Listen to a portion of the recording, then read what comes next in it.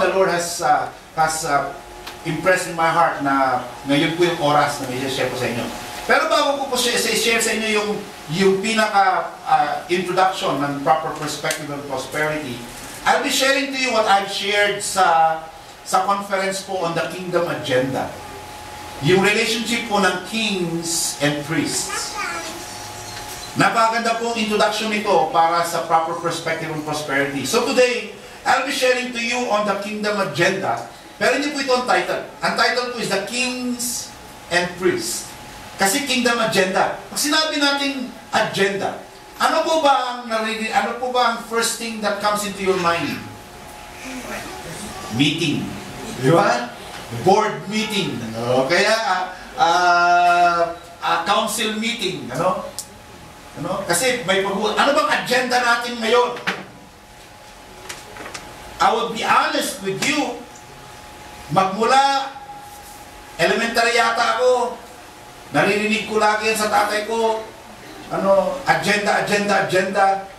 Don't you know, nung naging Kristiyano lang ako, sa ako naintindihan ko anong agenda. And I was 21 years old nung naging Kristiyano ako. Ang akala ko sa agenda, it has something to do with the meeting. Yung agenda is the meeting itself. Yung pala agenda, ibig sabihin na pala agenda, ito ang plano. Yung agenda pala, ito pala yung plano. So, kingdom agenda. Ano ba ang plano sa kaharian ng Diyos? Ng ating hari? What is the king's agenda for his kingdom? Ano ba ang plano niya? Okay? Kaya nga, dito natin makikita ang relationship po ng kings and priests. Marahil sabihin nyo, anong kings and priests na yan? Sa ating pong panahon, hindi na natin ito masyado nakikita kasi sa Pilipinas, wala tayong king, di ba? Ang may king lang, sino? Ilang nations na lang ang may king eh. Ang kinakainitan ng lahat, ang United Kingdom. No? Kaya nga, kingdom sila dun eh. Meron silang king, pero wala silang king ngayon. Queen pa lang. Tigas ng ulo ni Queen... Queen, sino si Queen doon? Queen Elizabeth? Diba? Tatay ni Prince Charles, ay nanay ni Prince Charles. Si Queen Elizabeth ba? O Queen Victoria? Queen Elizabeth. So, si Queen Elizabeth. Diba? Yan may mga kings eh. Sa Thailand, sa Brunei. May mga kings pa, may mga yan eh. Actually, pati sa Japan, meron pa rin sila. Pero emperor ang tawag sa kanila. Pero ito natin dito, sa atin sa Philippines ngayon, parang hindi natin pagkitin ng kings and priests. Priests, meron tayo, marami tayong priests. Pero ano ba ang kings and priests sa panahon natin ngayon? Okay, para maintindihan po natin, ang king siya ang nag-ahari. Siya ang nag-provide para sa kingdom. Ang priest, wala siyang ibang trabaho, kundi ang spiritual life lang. Yun ang kanyang trabaho. Okay.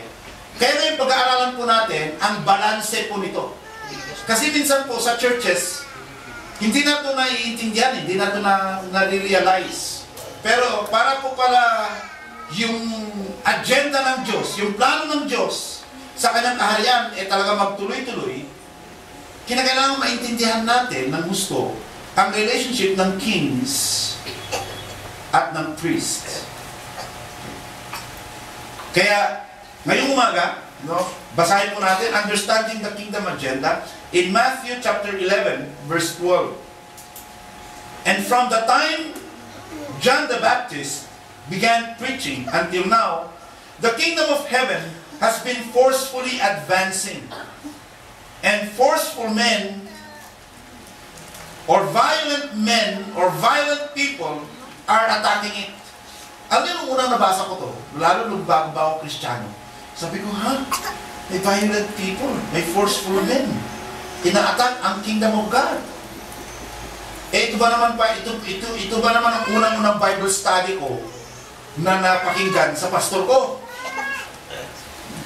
Siyempre, dahil unang-una ko nag-Bible study, hindi ko pa kilala masyado yung pastor. Hindi pa ako nagtanong. Pero talagang nabother ako. Sabi ko, Lord, bakit ganun? Sabi, Actually, binasa pa namin sa King James Version. Subukan yung basahin sa King James Version. Sabi, the kingdom of God is suffering until now. Yan na nakalagay sa King James Version eh. The kingdom of God suffers. And violent people are laying hold of it. So, young in my faith, I asked the Lord, Lord, ano ibig sabihin nito? Ano ibig sabihin nito na bakit ang karyan mo na nagsasuffer? And then, God just allowed me to keep on reading. Sinubukan ko na magbukas ng ibang translation. And then, finally, naintindihan ko ano ibig sabihin. And then, nung nagtuturo yung pastor ko, sabi ko, Lord, parang hindi ko mag-grasp yung sinasabi ng pastor ko kasi ang isip ko tumatakbo. Ano yung ganon? Hindi ko maintindihan yung sinasabi kasi may ibang agenda yung isip ko. Yung kasi question ko, Lord, ano ibig sabihin nito? But ang ibig sabihin lang pala nito, yung kingdom of God, ito po ay talagang tuloy-tuloy, forceful advancing. At yung mga tao na gusto maging kaparte ng kaharian ng Diyos na yan, nag-uunahan. Kaya sabi ko, violent people are attacking it. Kumbaga, yun daw kung mga ayaw magpahuli. Alam niyo, lalo pag may pila sa mga, yung, nakakita na kayo ng pila ng mga, ng relief. Anong ginagawa ng mga tao pagkadarating ng truck? Nagtutulakan, di ba? Bakit? Gusto mauna. Yun po yung ito po yung pinipicture dito ng Panginoon. Na ang kaharian ng Diyos daw, yung mga gusto makapasok, aapakan lahat ng ulo mo, lahat ng ulong dadaanan niya, maunahan ka lang. So sabi dito that violent people are attacking it. Kumbaga yung nakakita yung huling nakita niya, naku, huli na ako, para makarating siya doon, gagawin niya ang lahat. Maapakan ka, maitulak ka, maunahan ka lang niya na makapasok sa kaharian ng Diyos. Gagawin niyang lahat. So we can see here that ang kaharian pala ng Diyos, it is something that people should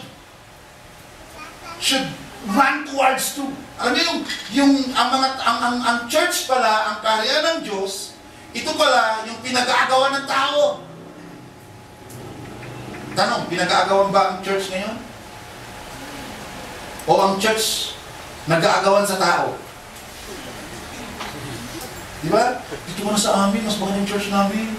Hindi. Sabi pala dito, sabi dito, ang kingdom of God, para hindi na kayo mahilo kasi kings and priests, ang kings po, these are the members of the church. Ang priest, of course, those are the pastors or the leaders of the church. Ang kingdom of God ngayon, the church. Okay. Ang church pala, pag talaga nag-i-exist siya, sabi doon, it is forcefully advancing. At kung talagang forcefully advancing, people will tend to flock it. Alam yun, talagang pupunuin nila yun, papasukin nila yun, parang sabihin na yung mga sabi, kasama ako doon, kasama ako dyan. Naalala nyo nung mga bata pa kayo, nung uso pa mga parade ng ROTC? Sino isa nyo nakapanood pa ng mga ganon?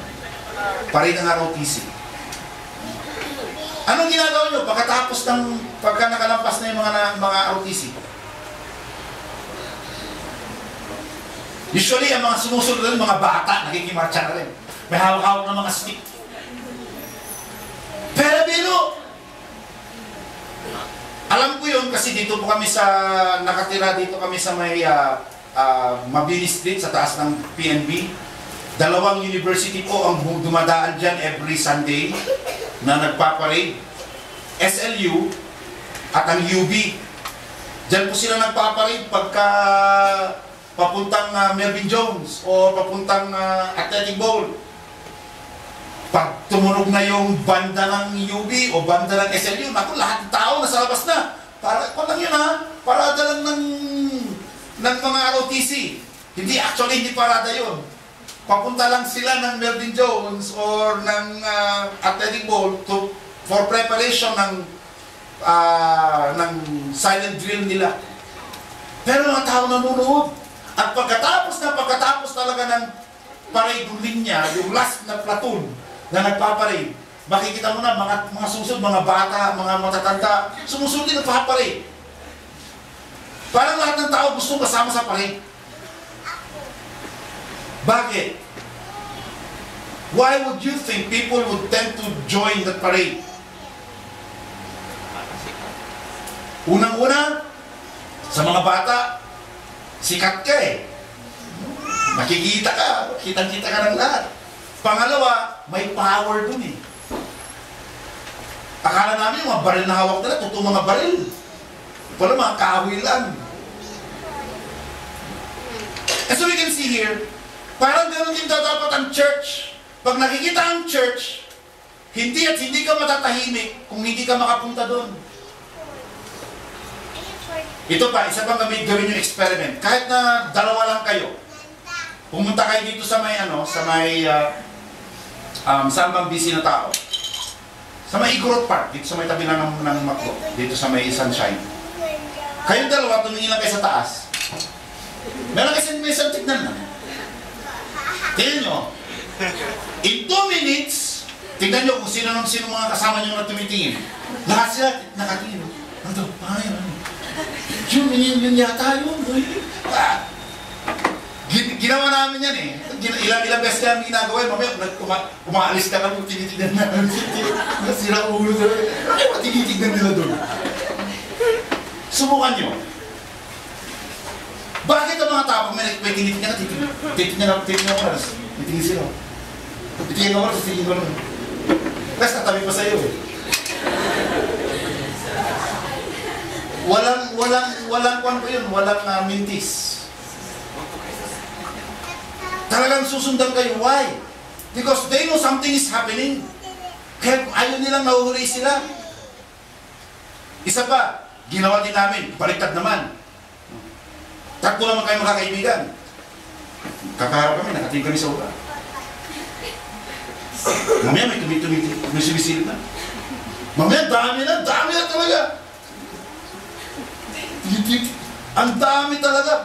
Ang tao talaga, ayaw nilang nahuhuli sila. If they know that there's something happening, talagang gusto nilang sumama doon. Ganyan daw dapat pala ang church. Pag narinig na yung church, sabi nyo, something's happening in the church. Sama nga ako doon. Yung violent people are attacking it. Kaya yung mga hihina-hina, yung mga papatay-patay, yun yung mga wala nang nakukuha. Kundi yung mga bali-balita na lang. Diba? O anong viral ngayon sa internet? I'm a liar! Diba? Hindi nyo alam? Diba? Pati sa Amerika, ini-spoof na nila. Ano tawag nyo? Hindi, yung parody. Kumbaga, ginagaya na nila. Kumbaga, kung hindi ka in, kung hindi mo alam ang Gangnam Style, wala na. Nalipasan ka na ng panahon. Kung di mo, lalo na, kung hindi mo alam ang Amalayer. Ano yung Amalayer? A-M-A-L-A-E-R. Amalayer. Ano yung Amalayer? Naku. Ang dami mga pinag-iwanan ng panahon dito. Diba? Kung hindi nyo alam yung mga yan, hindi nyo alam yung mga pangyayaring yan, huli ka na talaga. Sabi niya, ang balita, may pakpak. Diba? Ang chismis, may pakpak. Wings. Ngayon, as a church, ito mo bago po tayo mag-umpisa, gusto ko makita natin ito eh. Ang church daw po pala, pag sinabi nilang church, dapat ang mga tao talagang, tara doon! Ayaw nilang nahuhuli. Ayaw nila yung, sige na, mauna na kayo, hindi. Ano pag may balita? Lahat ng tao mauuna na. Alam na sino mo nanonood sa inyo ng Itbulaga? Hindi sa Itbulaga, sa Showtime kayo, sa Showtime. Ano, yung sa Itbulaga kasi, alam niyo yung time na Bayani 1, all for one, one for all. Di ba, pag sinabing, panahon na yung magdala kayo ng, di ba? Tapos, go! Nakita niyo yung mga tao, takbuhan, to the point na sa linya, nagtutulakan, nag-aaway-away, kaya nagkaroon sila ng sinasabi ng bayanihan, barangay. Yung magpipila sila ng walang siksikan, walang natutulakan, at pagka maayos ang pila nyo, nananalo kayo.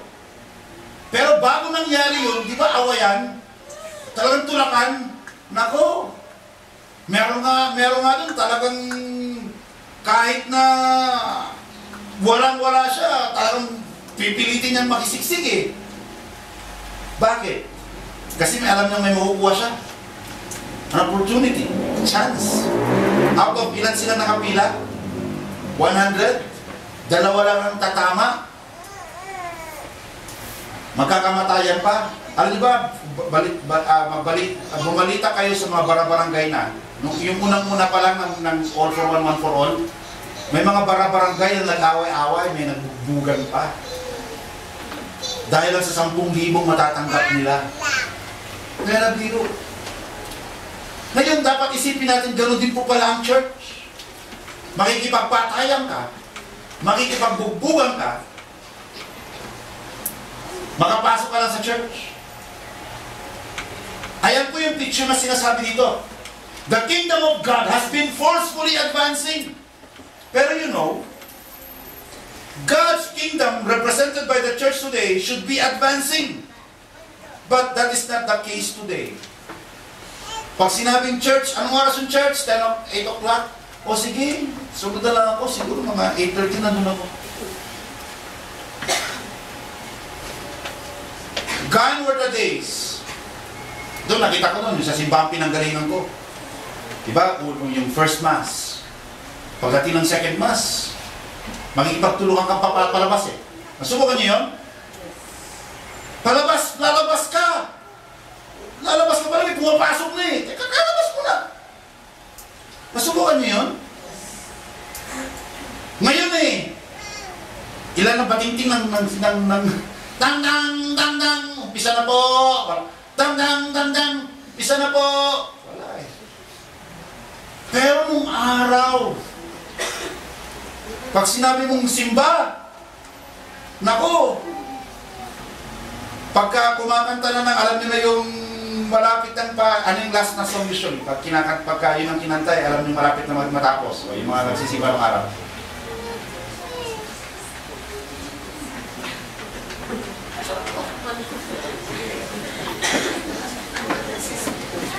Pala nagsisimba, kaya pala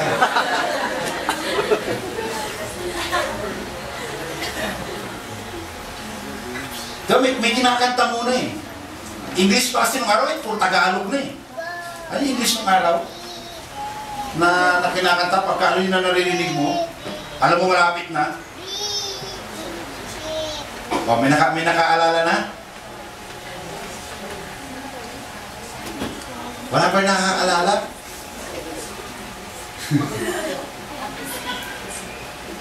Yung has something to do with peace?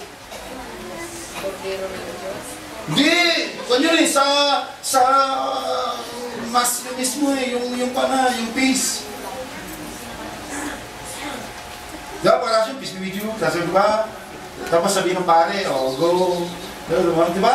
Hindi, talaga yun. Kaya pala itong church na ito, papatay din kasi wala nakakaalala. Pinagalingan pala ng church ito, tinasama na rin kayo. Kinalimutan na. Kaya ako kinalimutan ko na rin yung ako'y high school pa. Di ba? Pwede. But honestly, di ba? Kaya kung sinasariwa ito, makita niyo, di ba, nung araw ng simbahan, pag lumabas na talaga ito, makikipagsiksikan ka pa eh. Para bang mauubusan sila ng upuan. Totoo! Kaya mauuna na eh.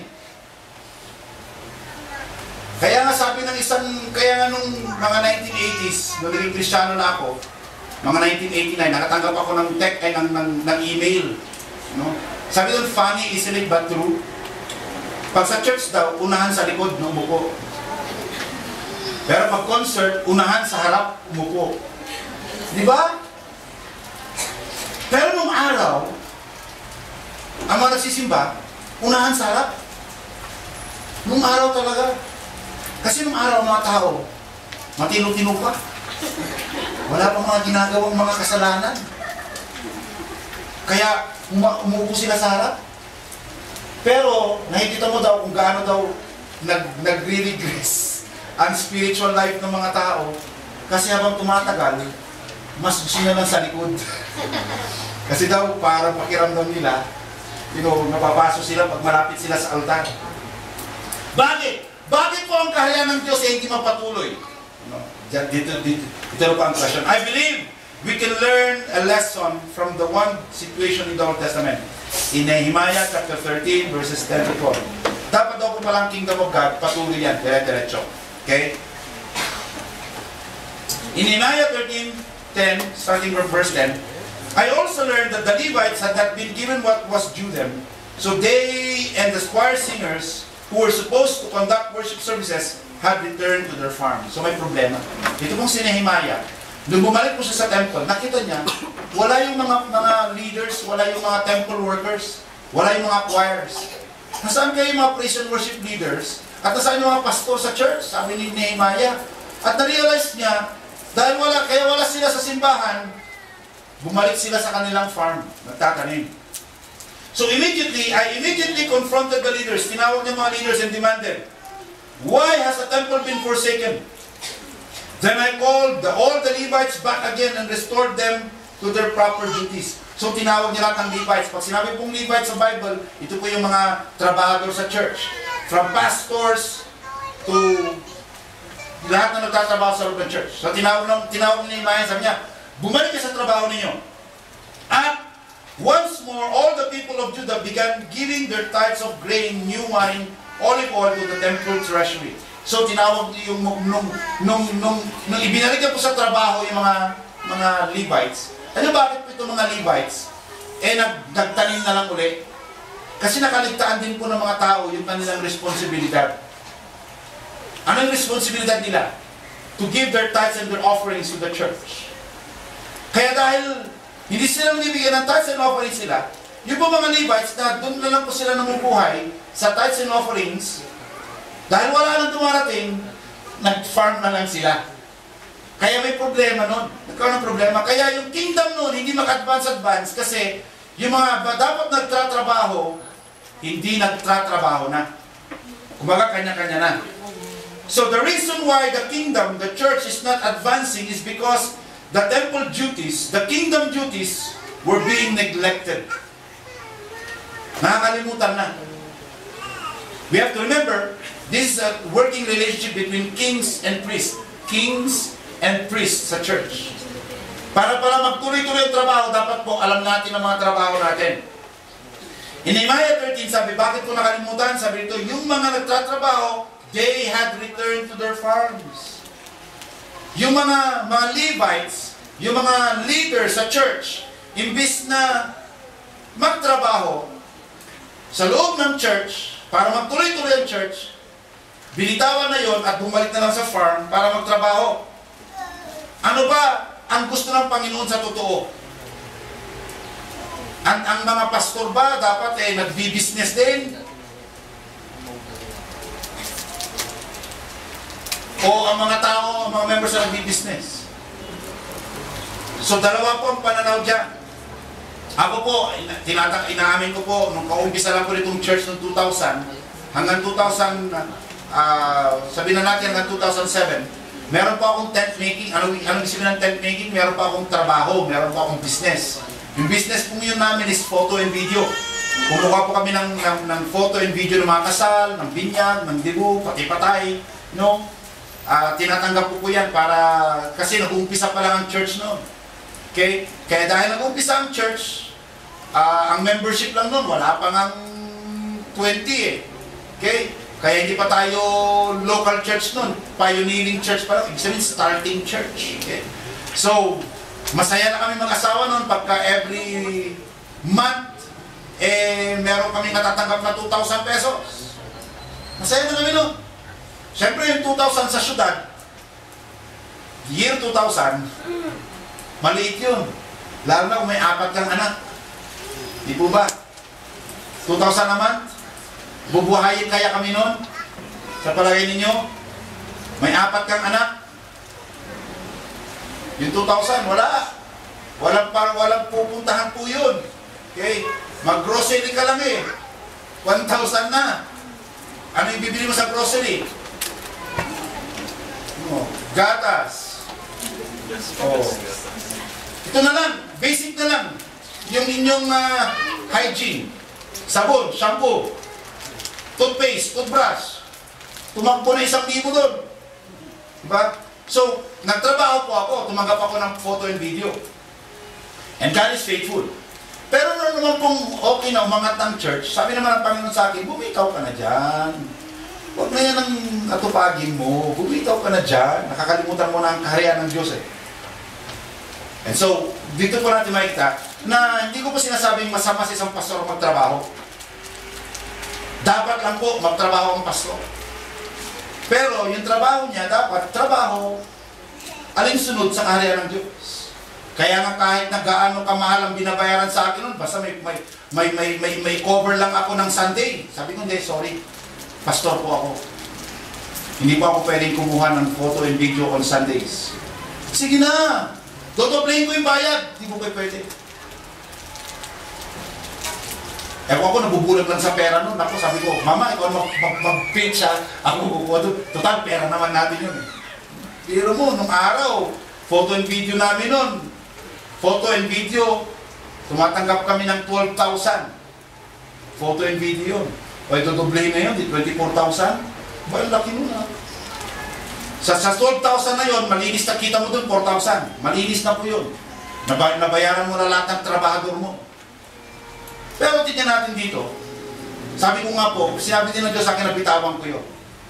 Kasi may plano po ang Diyos eh. May plano ang Diyos. Ano ang plano ng Diyos? Basahin po natin sa 2 Chronicles 13 or 31 verse 2. Hezekiah then organized the priest. Inayos po ni Hezekiah. Kung hindi niyo mo kilala, si Hezekiah is the king. Okay? Hezekiah then organized the priests and Levites into divisions to offer the burnt offerings and peace offerings and to worship and give thanks and praise to the Lord at the gates of the temple. So, ang trabaho daw po ng mga Levites, sa mga priests, sa temple lang. Inayos yan.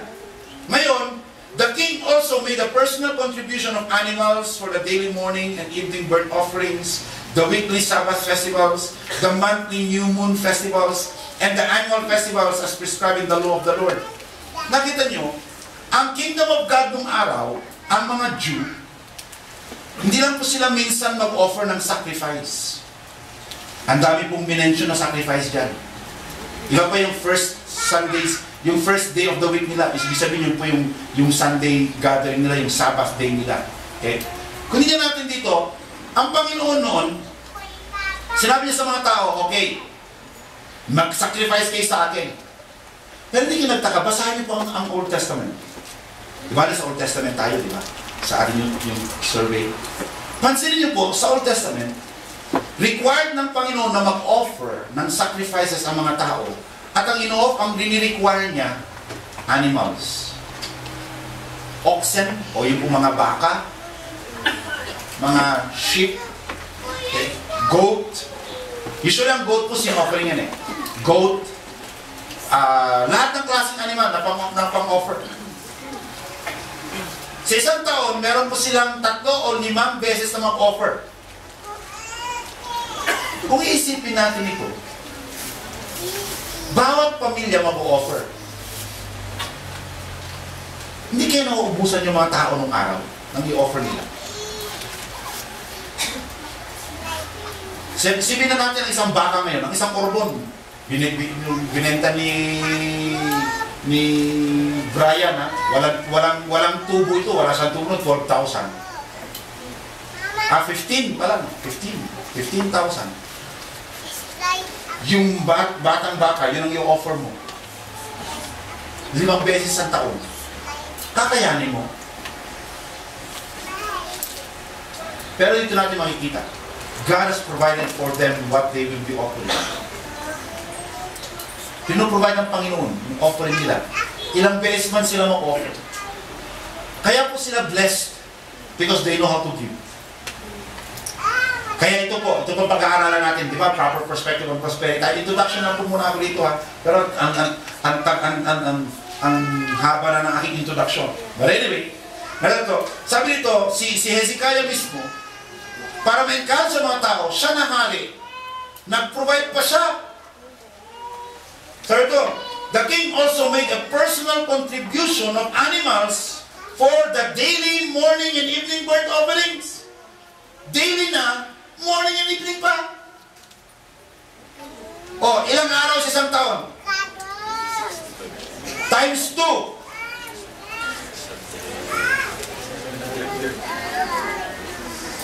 O, para niya may 800 days, sabihin na lang natin. Diba? Sabihin natin 800 days. Ay, hindi pa, masobra pa rin. 700 animals. Diba? Kasi, every day, morning and evening. Nagbigay si Hezekiah nang i-offer every day, morning and evening. Ibig sabihin, 700 plus na animals. Kasi for 1 year yun. Eh, di naman sinabing 1 year yun. May sinabi bang 1 year? So the king also made the personal contributions of animals for the daily, morning, and evening burnt offerings. O iba na yung daily, morning and evening ha. Iba pa uli yung weekly. Iba pa uli yung monthly. Iba pa yung yearly. Wow. So iba yung daily, morning and evening. Ano po, ang sacrifices nila, baka. So sa Hezekiah pa lang to ha, nagbigay na siya ng more than 1,000 animals.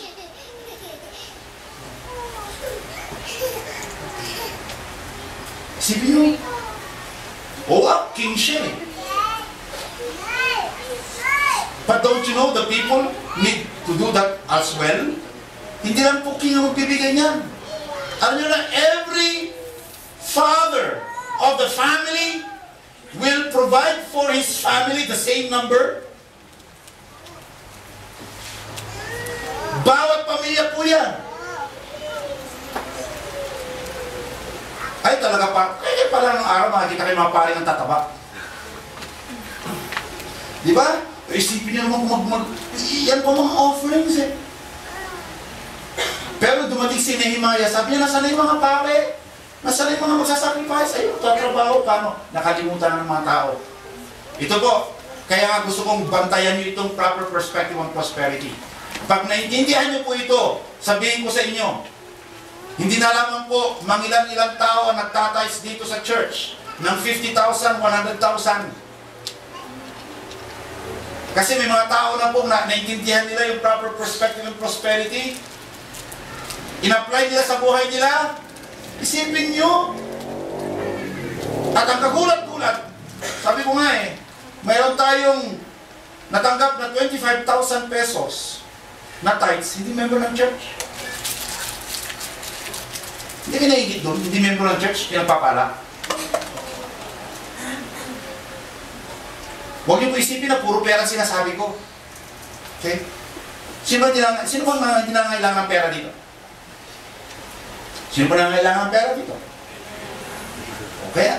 Pag-aralan natin kung paano ba tayo pagpalain ng Diyos. Okay?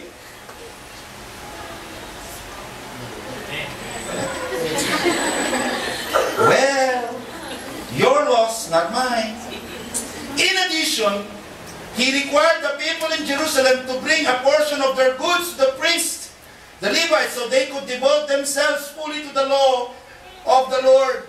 So sabi ng Panginoon, ay sabi ni King Hezekiah, pinakita niya ba yung example Tapos sinabi niya sa mga tao, magbigay kayo para ang mga pastor, ang mga leaders, ang mga priest, magtrabaho na lang para sa kaharian ng Diyos at huwag na tumingin sa iba. Kasi nakita nyo partnership to kingdom agenda nga. May kings and priests. We need to understand this. Tuloy po natin. The people of Israel responded immediately and generously by bringing the first of their crops and grain, new wine, olive oil, honey, and all the produce of their fields. They brought a large quantity, a tithe of all they produced. So nakita nyo, sumunod ang mga tao at nagbigay sila ng napakarami, a large quantity. Tuloy ba po natin? The people had moved to Judah from Israel, and the people of Judah themselves brought in the tithes of their cattle, sheep, and goats, and a tithe of the things that had been dedicated to the Lord their God. And they piled them up in great heaps. Nakita niyo yung blessing na ito? Pinagsama-sama nila, great heaps. Sa Tagalog, bulubundukin. Ito mga binigay nila, in-offer na, sinunod nila yung ginawa. Ay talaga bundok-bundok yan, parang chocolate hills yan. Diba? Gabundok! Pero ito po ang gusto ko maintindihan ninyo. Pag ang mga tao hindi pinagpala ng Diyos, hindi sila mapagbigay ng gano'n. Ibig sabihin, kaya sila nakapagbigay, kasi binigyan sila ng Diyos. At kaya sila patuloy na nakakapagbigay, kasi binibigyan sila ng Diyos. Ngayon ang isang taong maramot, at hindi magbigay, would you think mabibigyan ulit?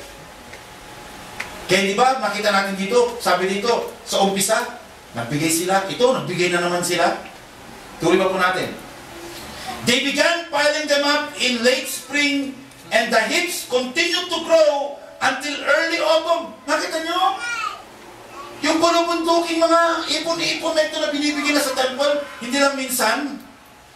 Sabi dito they began late spring,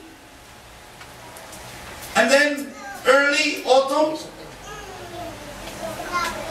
So nakita natin dito sila, talagang ang pagbigay nila sa Panginoon, hindi tumitigil, kaya pa naman pala kanilang pagpapala sa kanila, hindi tumitigil. When Hezekiah and his officials came and saw these huge piles, they thanked the Lord and His people, Israel. Nakita nung hari, sabi niya, wow Lord, ang bait mo talaga, pinagpapala ang tao. Bakit? Nakita mo, ganun kadami. Sino ba sa inyo gusto ganun kadami din ang blessing ninyo? Amen. Pag-aralan natin pag-aralan natin. So where did all this come from? Isipin mo si King Hezekiah nagulat. Kung kayo may isang tao, lumapit punta siya sa akin, Pastor, ito has 730 plus ng baka for offering every day, twice a day. Hindi kayo magugulat? Diba? Nakakagulat yun. Hindi nagulat si Hezekiah sa ginawa niya, nagulat siya sa ginawa ng mga tao. Sabi niya, Pabira, saan galing sa inyo to? Mas mayaman pa na kayo sa akin Nagets nyo? Nagulat si King Hezekiah, sabi niya, where did this come from? Saan galing to? Kaya naman nagbibilang na yung ating treasurers ng ng tithes natin Saan galing to? Magugulat ka talaga. At kung kilala niyo yung taong pinagalingan nun, saan galing to? May sikreto ka pala.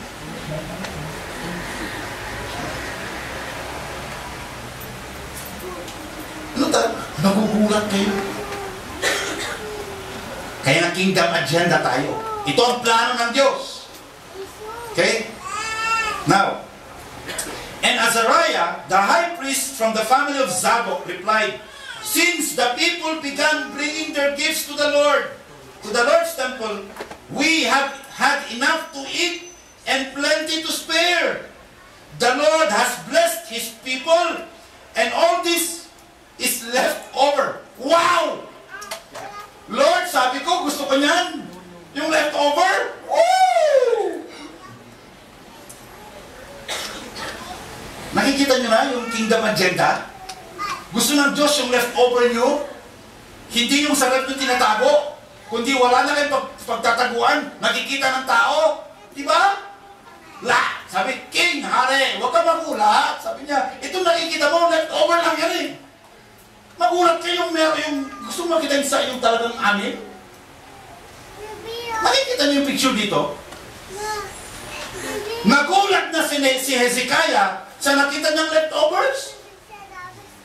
Sabi ko, Lord, leftover lang yan. Nagulat si King Hezekiah. O kayo, gusto niyo yung leftover, magugulat yung mga kapitbahay niyo. Pambihira. Saan galing ang blessing niya? Ay, gusto mo, sobra-sobra lang yan. Sige.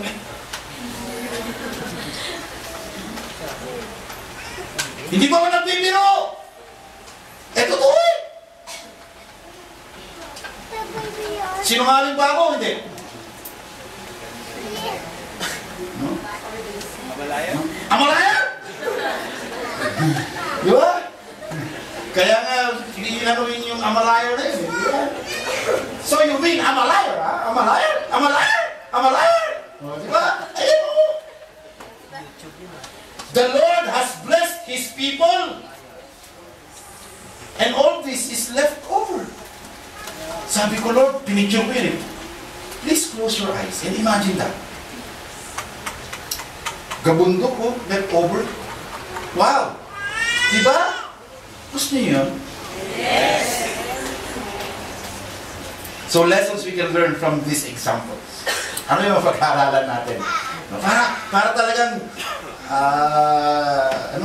pagkadating ng panahon magtatawag ka na lang ng kapitbahay mo. Pare, ka dito, pare. Problema. Masyadong marami, pwede ba pag-ibawasan mo? Di ba? Mangyayari po yun. Babalik ng Panginoon yan. So, the priests, the pastors are to focus on advancing the kingdom. So, trabaho po pala namin mga leaders sa church. Trabaho namin is to focus. Pero para po mangyari yan, dapat yung kings, ginagawa din po na yung trabaho nila. Sabi nga, immediately I confronted the leaders and demanded, "Why has the temple been forsaken?" Then I called on the Levites back again and restored them to their proper duties. So, dapat po kami mga pastor, dapat bumalik sa dati namin duty. Ulitin ko po ha, hindi ko po kailangan ng pera nyo. Hindi ko po ito pre-preach. Dahil mag-Christmas na, kailangan ko ng Christmas bonus. Hindi po. Sinasabi ko na sa inyo to. Okay? Dahil hindi nyo po pwedeng pantayan ang blessing ng Panginoon na binubuhos niya sa akin. Okay? Inuuna ko na po sa inyo. Hindi po ako mag-preach on proper perspective on prosperity na nangangailangan si pastor. Hindi po. Nangangailangan kayo. Yun po ang katotohanan doon. Dahil hindi nyo po pwedeng pantayan yung blessing na binubuhos sa akin ng Panginoon. Kaya huwag nyo sabihin at nangangailangan si pastor. Pag sinasabi nyo yan, kawawa kayo. Kasi ako po, blessed na ako eh. Nag-uumapaw na eh. Gusto ko kayo din. Kaya please, huwag niyo po isipin na si pastor na hindi po ako, never niyo ako nakitang nangihingi. Nagbibigay, oo. Okay, pero nangihingi, hindi. Okay? So ito po ang sinasabi ko sa inyo. Kaya ko po itinuturo sa inyo ito dahil mas nangangailangan kayo kesa sa akin. Dahil ako supisyente na ako eh. Hindi lang supisyente, umaapaw pa. Ayaw ko na, ako lang yun eh. Gusto ko pati kayo. Kaya mas kailangan nyo po ito kaysa sa akin dahil ako marunong na ako eh. Ginagawa ko na ito eh. At hindi ko sinasabi ito ginagawa. Kaya ko po tinuturo sa inyo ito, hindi dahil ninyo ginagawa. Gusto kong malaman ninyo na kinakailangan ipagpatuloy yung ginagawa natin. Amen po ba? Amen. Okay. So, the kings are the members of the church. So the members of the church are to provide for the needs of the church. In so doing, provide for the priest and the pastors. Ano kasi pag nagbibigay kayo, di ba? Sabi nga nung si Azariah, sabi niya, King, ito ba nakikita mo ito? Bigyan ng mga taong yan. Kaya, sobra-sobra na binibigay nila. Ito nakikita mo, ito sobra-sobra lang yun. So they have more than enough. Sobra-sobra na. Okay? And so, makikita natin dito, pagka kasi we do our part, you know, if we do our part, the priest will do our part, the kings will do their part. Sinong next na will do his part? God will do his part. Diba? Para po ang simbahan pagpalain, sino pong pinagpapala ng Diyos? Ang pastor? Isipin ninyo ha, yung natatanggap ni pastor, sobra-sobra nyo lang yun. Ibig sabihin, sino yung pinagpapala? Kayo mga kings. Di ba? Balikan natin yung nabasa natin sa scriptures.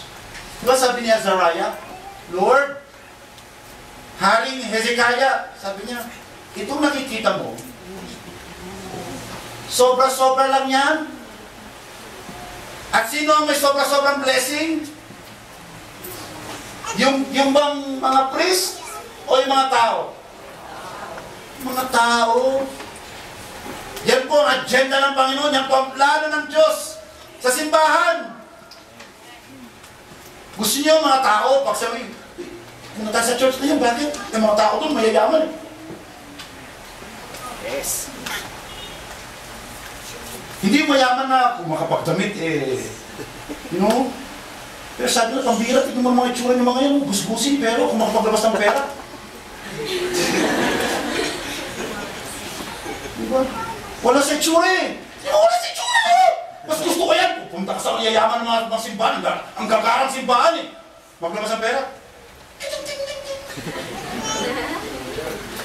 Pero sa simbahan na yan, ibang-iba yan. Diyan ako, gusto ko yan kasi pag mabasaban. Mas sobra-sobra, gusto ko. Para bang si Doña Buding? Kailan si Doña Buding? Kailangan ng allowance? Magwalis ka! Matutina! Sabi di ba? Magwalis! Magwawalis ka! Magpera! Bibilangin na. Sipin nyo, sobra-sobra nyo lang yun. Gusto nyo ba yun? O ako na excited? So, again, tinuturo ko ito sa inyo kasi para sa inyo ito eh. Kaya yung nagbibilang ng sobra-sobra. Kasi isipin nyo, ang ibibigay nyo lang sa church, 10%. Sabi na ni Azariah, yung 10%, sobra-sobra na. Kaya ini-imagine ko, wow, Lord. Kaya tama yung lote natin dun sa sa Green Valley. Na yung first 2 floors natin, parking area. Pwede na biro. Diba? O, sino nalalayuan sa lote natin? Ako, isa na nasasabi mo, nalalayuan ako. Kaya sabi ko, dahil nalalayuan ako, kinakailangan ko ng sasakyan. O, hindi kayo amin. Diba? Kaya sabi nung, dapat kasi pastor, yung lote natin, dapat, ang unang problema natin, parking area eh. Biro, kaya 5,000 square meters yun. Kasi mapapatay tayo ng building natin yung first 2 floors. Bakit sabi ni pastor, 2 floors lang eh? 5 services tayo dun eh. Oh, siyempre, di ba? Hindi pwedeng 1 service lang tayo dun. Dapat 5 services yun. Kaya every services, panibagong sasakyan mga papaparada dun. O, di ba? Kaya sufficiente po yung 2 floors lang. Di ba? Kaya sabihin nyo na, akin isang sasakyan dun, pastor. Diba? Balang araw, magbabayaran pa ng parking area eh, para magkapark. Pera biro! Ano na, nag-iib ako minsan?